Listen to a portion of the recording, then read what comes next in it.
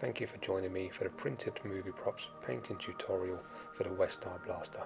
We'll be painting this up in a basic style as Bo Katan Westar from the Star Wars Mandalorian. So we're going to start off with sanding. I'm just using some sanding blocks, some files and some cutters. And we go through clipping off any of the random bits, filing them down and sanding away some of those layer lines prior to painting. And you can spend as much time as you want on this, depending on how much of a perfectionist you are. I'm not going to spend too long. I just want to get a basic smoothness. Some of it will be smoothed down with painting afterwards and filling as much as you need, but you can take as much time as you like.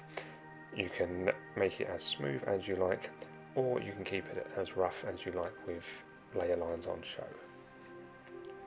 Here I'm just scraping away some of the sharper parts with a file. The harder to reach areas, I'll use these files. I'll scrape them in some of the grooves. As I go on, I'll use clippers for any parts that I can't get the file into, any rough bits that have been left over by the support material, and then I'll use the sanding blocks with various roughness to sand down and smooth out some of the areas prior to painting. If you would like to make along with me and you want to print these out yourself, please do check out the Mystery Makers Patreon. That's where I subscribe to get files as detailed as this. I'll put a link in the description, but if you have any questions about it, you feel free to let me know about this particular one, or contact Marco through the Patreon who runs it. He is extremely pleasant. He will help you out as much as you need.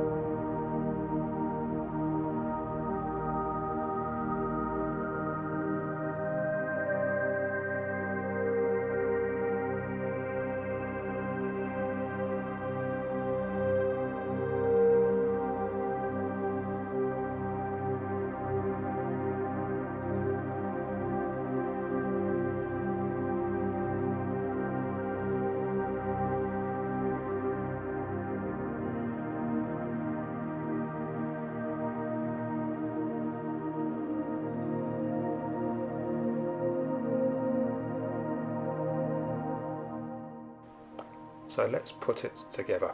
We've got our sanded parts, and what I'm using here is some super glue.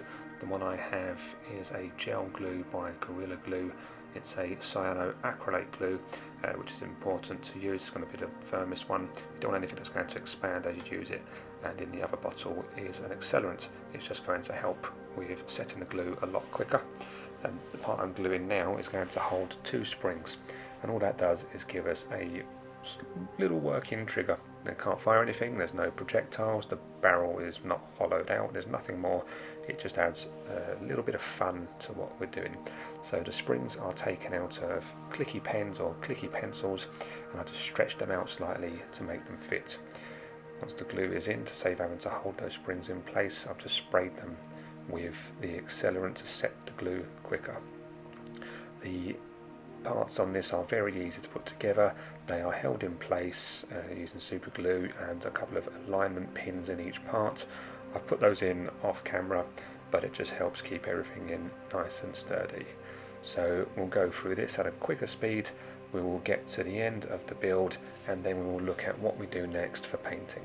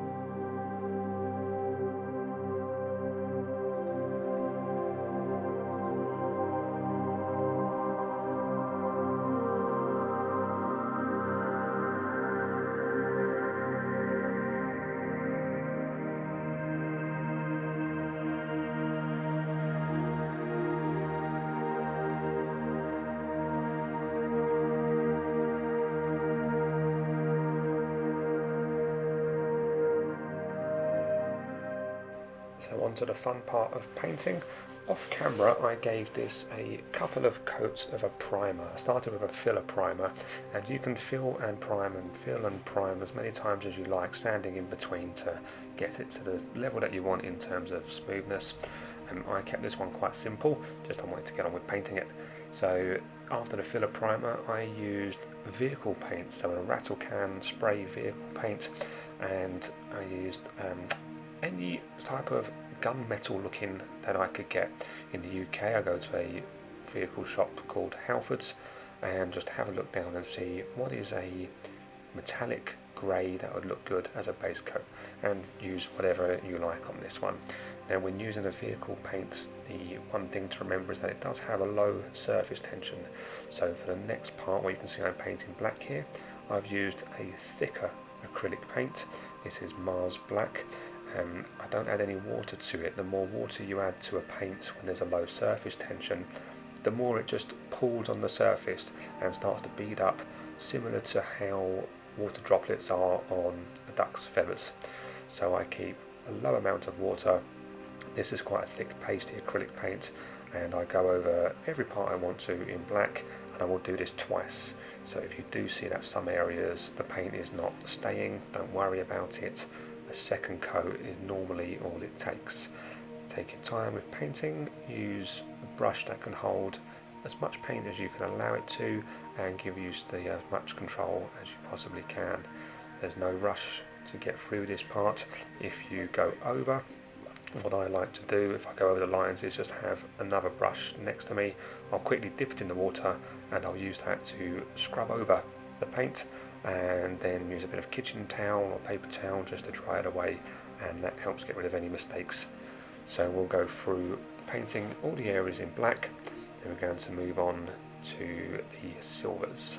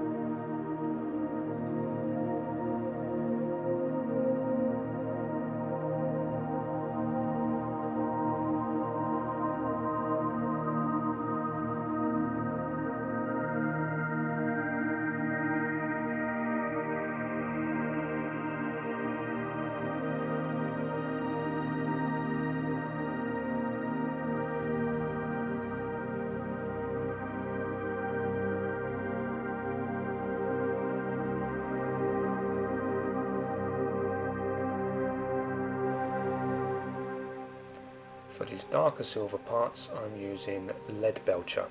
It's a base paint by Games Workshop, the Warhammer Company, Citadel, and I'm just thinking of the places that I want to be a dark silver colour. So it's going to be a different tone to the base colour.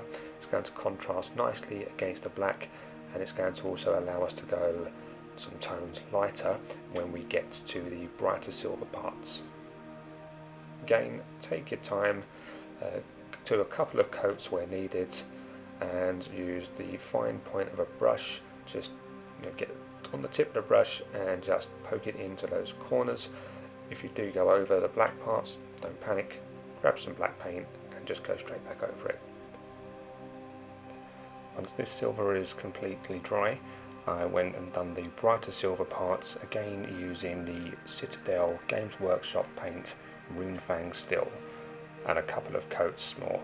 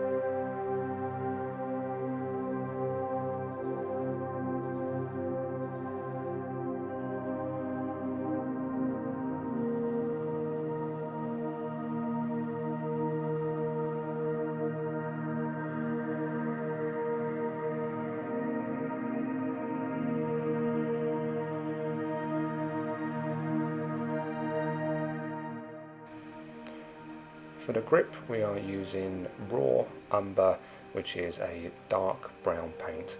Again, this is an acrylic paint. I'm not thinning it down because I'm going straight over the base colour, which was the vehicle paint. So I'll do a couple of coats of this, and that will be all of the base colours done.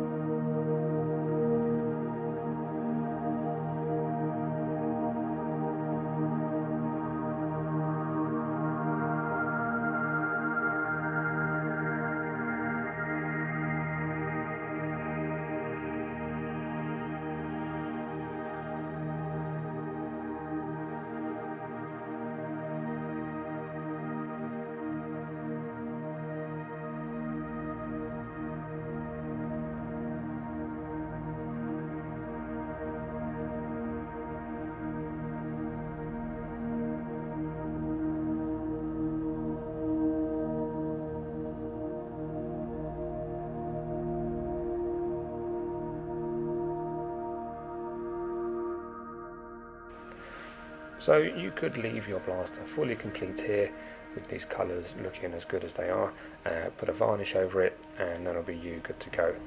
If you would like to add a bit more detail, we're going to look at some weathering techniques.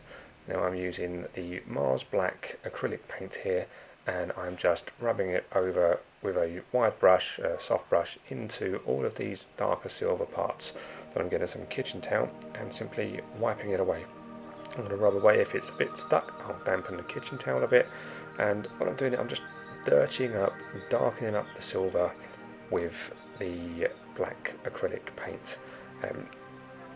Do that as many times as you like. You can make it as dark as you like, but what I will then do is, using the same silver, lightly go back over and dry brush it. So I'll get a bit of that silver paint on the brush, I'll wipe most of it off onto the kitchen towel, and then I will gently just drag it and flick it over those same silver parts, trying to be careful not to get it onto the black parts, and you will see that makes a really nice metallic look to it rather than just the clean silver.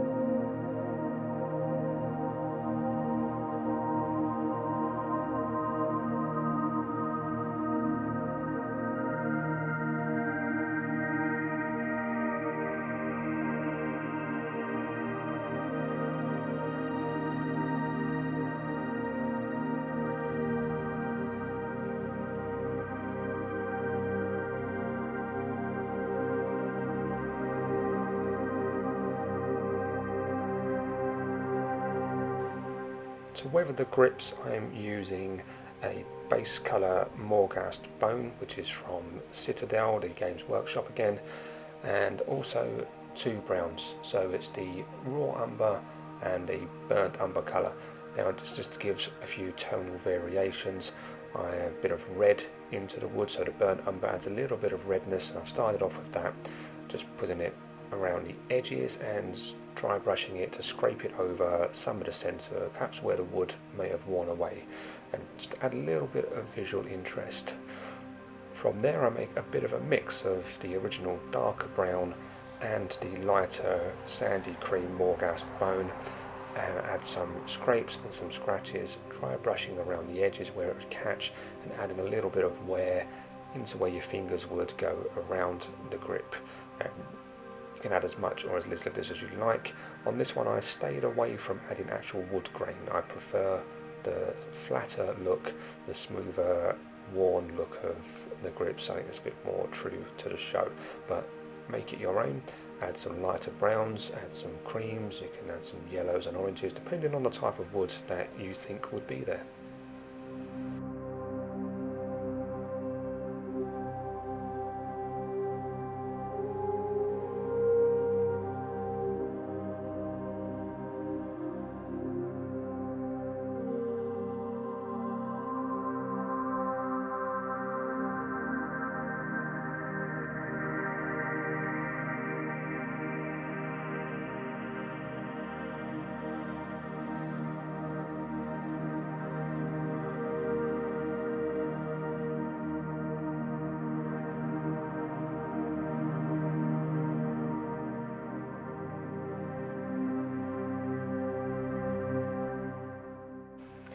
The final part of our weathering is going to be chips and scratches, and I'm using the 2 silvers that we've used before. So I'll be using the lead belcher on some of the black parts and the runed fang steel on the darker silver parts, just to help them show up. But you can mix it up, you can add and take away on this as much as you want. I'm using a piece of just a cleaning sponge, dish sponge, dipping it in the paint, dabbing off most of it, and then just dabbing it into places where I think the cuts, the scrapes to the metal would naturally occur, those chips that the paint would come off, or little dents. So I'm looking for edges, parts that may get caught in battle, and bits where the sliding mechanism may catch or just be roughed up by being put into a holster. But have fun with it. Generally I wouldn't go too much on this, and it can be very easy to overdo it. So start off with a little, step back, take a look, and then add some more afterwards if you think it needs it, because on this stage it can be quite difficult to go back and get it back to a position where you were before.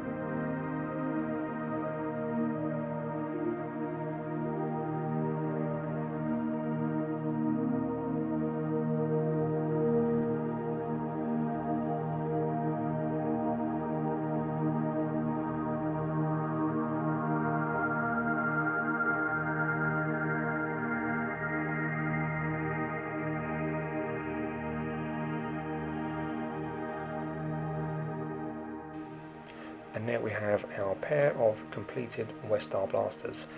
This is the first tutorial I've made. I really do hope you enjoyed it. I hope you learned something from it, and I hope you're willing to give it a go. So please do let me know if you do manage to paint up some yourself. I'd love to see any pictures, and let me know what you would like next. Plenty more tutorials in the making.